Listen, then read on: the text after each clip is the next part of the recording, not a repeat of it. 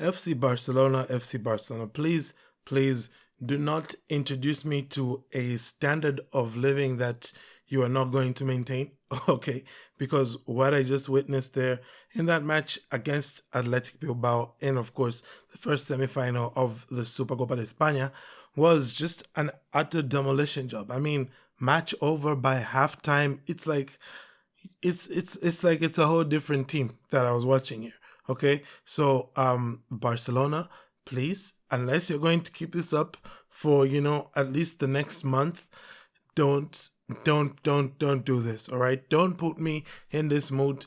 Of course, 4 goals, like I said, by halftime, scored by Ferran Torres, by Rooney Bardaj, by Fermin Lopez, and of course the man who scored the brace on the day, Raphinha, who's just, absolutely firing right now in red hot form. 6 goals from his last 6 games, which, hey, you never guess that somebody who was snubbed from the Ballon d'Or was, playing that well, would you? Huh? Yeah, you wouldn't. But anywho, wonderful performance from Barcelona. There's not really that much that I have to say here. Of course, Bilbao did have some of their moments in front of goal where you're wondering, like, how they have such, a bad goal scoring record this season. And then you see what they do with the chances that they get, and you're like, oh, okay, I understand it. It all makes sense now. And it all made sense for Barcelona as soon as that first goal honestly hit the back of the net. I mean, prior to that, Barca still had a chance or two. Fermin Lopez himself could have opened the scoring much earlier. But, once that first goal was scored by Ferran Torres after, a bit of what looked like some pinball with a miss hit, Fermin Lopez shot, from there onwards, it was really just smooth sailing for Barcelona. Not that much of a challenge, and you just kept wondering, like, man, is this what it's going to be like for Barca and the Super Copa? I think not, because I think whoever is going to make that final between Atleti or Real is definitely going to give Barcelona a much sterner task, and well, might put Joan Garcia to a bit more work, I think. I mean, to their credit, Bilbao did hit the upright, the post, whatever you want to call it.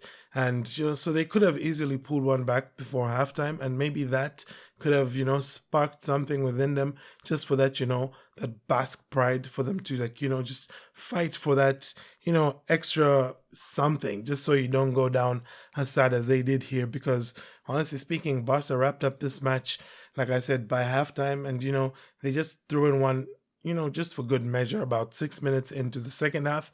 And there was never really any doubt what the result was going to be here. I think from the moment that the third one went in my opinion, once that Rooney Bardach goal went in, it's the way that it went in as well, Gotta be wondering if big man Luis de la Fuente is really going to pick Unai Simon as his number one for Spain, and if he's going to keep ignoring the big, Joan Garcia shaped elephant in the room. Anywho, we'll wait to see what happens with all of that. For now, man, like, I'm just trying to talk enough to keep this review going. No, but for real though, Barcelona were, there's not much that you can say here, either to criticize them, or you can say really is just praise them. That's all you can do here. And I mean, with that centre back pairing of Kubarsi and Eric Garcia, I was expecting that, Barca would suffer a lot more, especially with things like crosses into the box, but Bilbao didn't really do any of those things.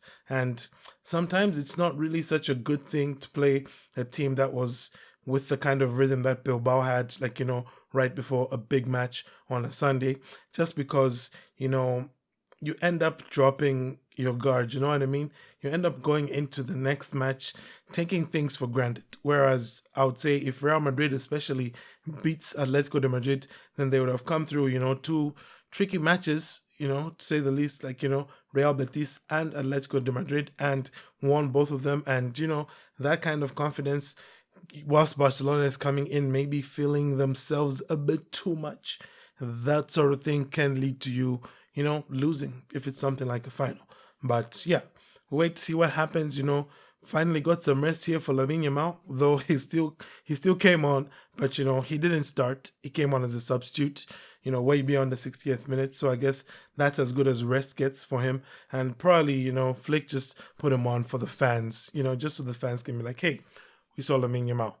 But anyway, aside from that, do let me know your thoughts on the performance, your thoughts on the night, much so from FC Barcelona.